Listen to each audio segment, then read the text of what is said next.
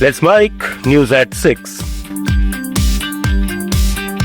प्रधानमंत्री नरेंद्र मोदी ने कहा है कि इस साल के बजट का हर सुधार और हर आवंटन विकसित भारत 2047 के लक्ष्य की दिशा में एक मजबूत कदम है। आज पोस्ट बजट वेबिनार में technology reforms and finance for विकसित भारत पर फोकस करते हुए उन्होंने जोर दिया कि अब सिर्फ नीतियां बनाने से काम नहीं चलेगा, बल्कि बेहतर क्रियान्वयन, जमीनी प्रभाव की समीक्षा और पारदर्शिता बढ़ाने के लिए एआई, ब्लॉकचेन और डेटा एनालिटिक्स का इस्तेमाल जरूरी है। पिछले दशक में अर्थव्यवस्था की मजबूती और रिफॉर्म एक्सप्रेस की रफ्तार का जिक्र करते हुए पीएम ने कहा कि public capital expenditure 2 lakh crore से बढ़कर 12 लाख करोड़ हो गया है, जो प्राइवेट सेक्टर के लिए बड़ा संकेत है। अब इंडस्ट्री, फाइनेंशियल इंस्टीट्यूशंस और नॉलेज पार्टनर्स को मिलकर निवेश और इनोवेशन बढ़ाना होगा। हमें इंफ्रास्ट्रक्चर में ज्यादा भागीदारी चाहिए,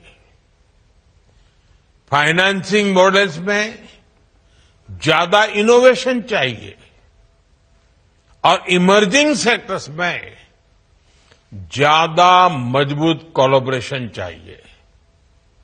इस दिशा में मेरा एक और सुझाव है। हमें प्रोजेक्ट सैंक्शन मेथोडोलॉजी और अप्रेजल क्वालिटी को और मजबूत करना होगा।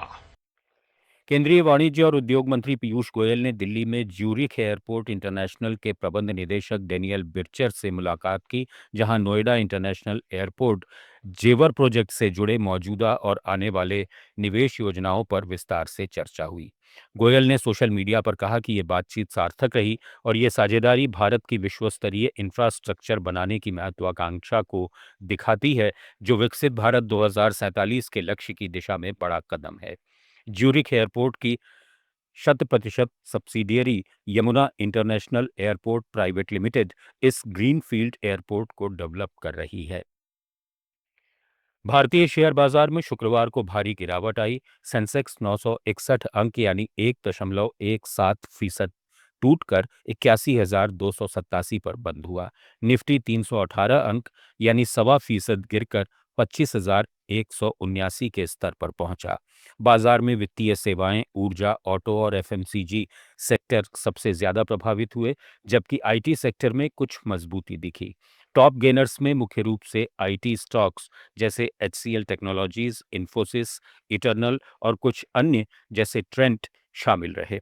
वहीं टॉप लूजर्स में Maruti Suzuki, Mahindra and Mahindra, Bharti Airtel, Asian Paints, Shriram Finance, HDFC Life और डॉक्टर रेड्डी जैसे स्टॉक्स 1-2% या उससे अधिक गिरे। इधर सोने चांदी के दाम आज फिर तेजी से बढ़े।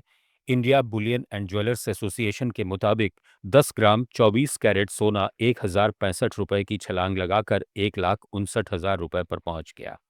1 किलो चांदी 7,233 रुपए महंगी होकर 2,61,000 रुपए पर ट्रेड कर रही है। इस साल अब तक सोना करीब 26,000 रुपए और चांदी 37,000 रुपए से ज्यादा बढ़ चुके हैं। जनवरी में तो दोनों ने अपने ऑल टाइम हाई भी छुए थे। आज की तेजी के पीछे एमसीएक्स पर एक्स्ट्रा मार्जिन हटना, मिडिल ईस्ट में अमेरिका ईरान टेंशन, रूस यूक्रेन वार्ता फेल होना, फेड से ब्याज दर कट की उम्मीद और पिछली गिरावट के बाद सस्ते में खरीदारी जैसी वजहें हैं। आरबीआई ने डिजिटल फ्रॉड पर सख्त कदम उठाया है। अब बैंकों, पुलिस और साइबर क्राइम एजेंसियों को मिलकर काम करने के सख्त निर्देश दिए गए हैं। मुंबई में शीर्ष बैंक की 2 दिन की वर्कशॉप में 60 बड़े बैंक के टॉप अधिकारी, होम मिनिस्ट्री के साइबर अपराध समन्वय केंद्र और महाराष्ट्र पुलिस के अफसर शामिल हुए। इसमें साइबर फ्रॉड रोकने के लिए मजबूत गवर्नेंस, एडवांस टेक्नोलॉजी, बेहतर इंटरनल कंट्रोल्स और सभी स्टेक होल्डर्स के बीच क्लोज कोऑर्डिनेशन पर जोर दिया गया। आरबीआई ने बैंकों से टारगेटेड कस्टमर अवेयरनेस कैंपेन चलाने को भी कहा है। न्यूज एट 6 में फिलहाल इतना ही। जुड़े रहिए लेट्स माइक के साथ। आप सुन रहे थे let's make more than radio. Follow कीजिए हमें हमारे सोशल मीडिया प्लेटफॉर्म्स पर।